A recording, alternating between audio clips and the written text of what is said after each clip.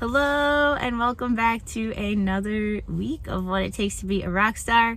If you're watching this or listening to this, sounds a little different because I am currently recording in my van on the streets of New York City.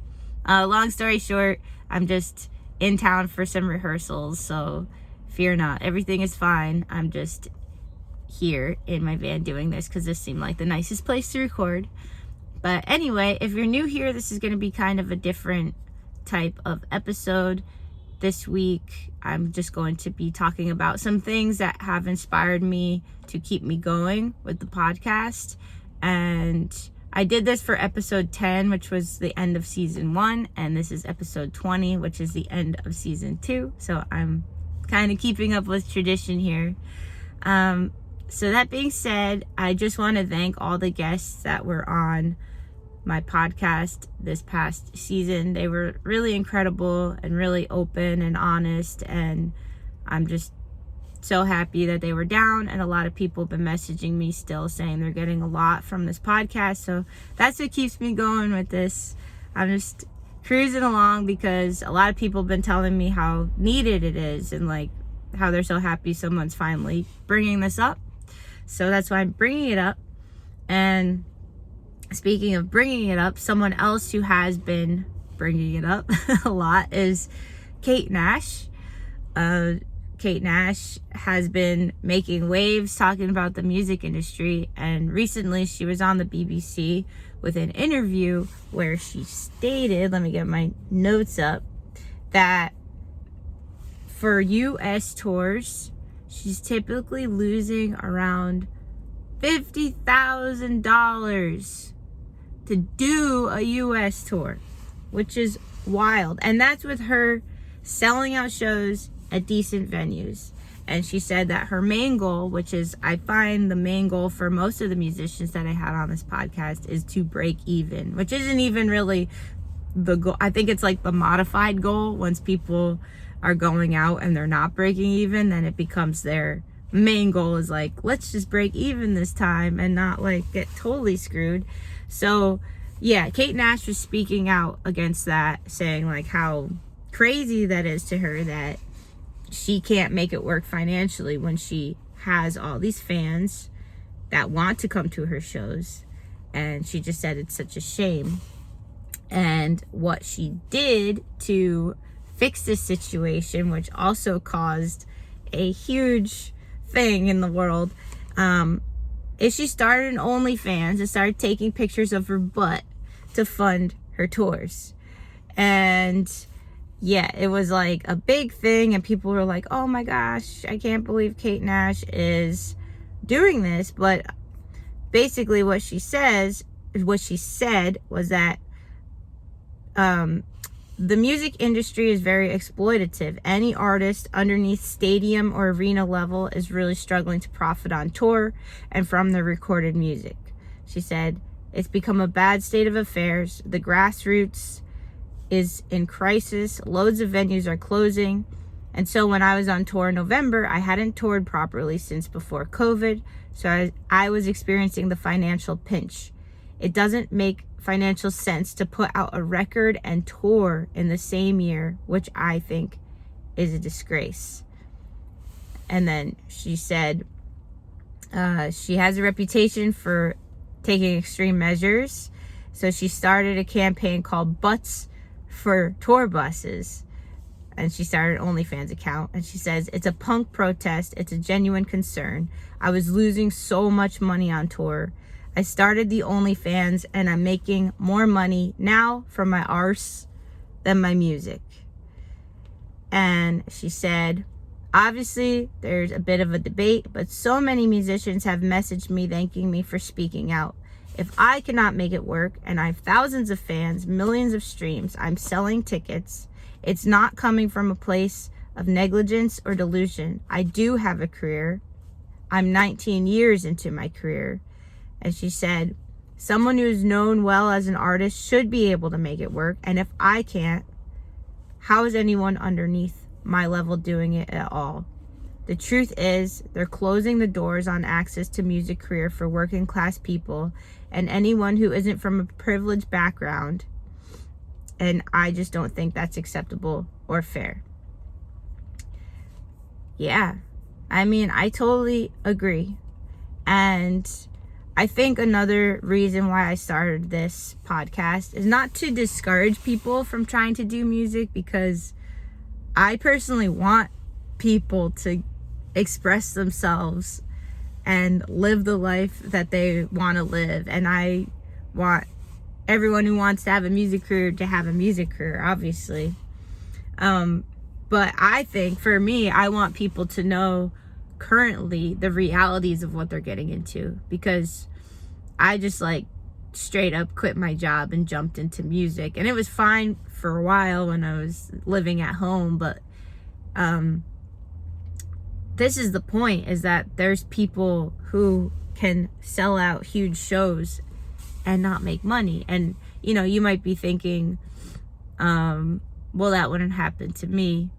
And it reminds me of the episode with Teed or with Tara and Ram. They're like, yeah, you wouldn't believe it until it starts happening to you. So yeah, I'm not trying to discourage anyone. It's just, here's the reality of like what's going on, and more people are speaking out about it.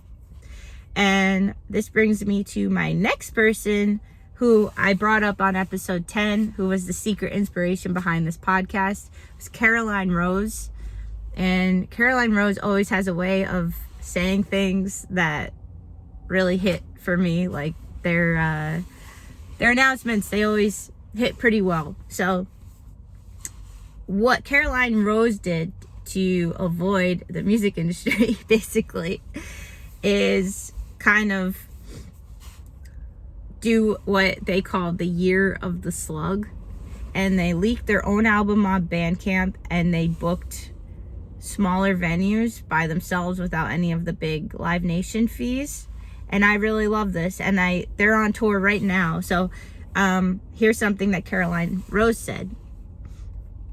Starting in March, which is now, I'll be doing some solo touring in places we don't normally get to go with the band, and places, well, I just want to go to Miami. To be honest, it's been hard to watch the music industry change over the years. It seems like the greed just keeps overflowing no matter how big its cup.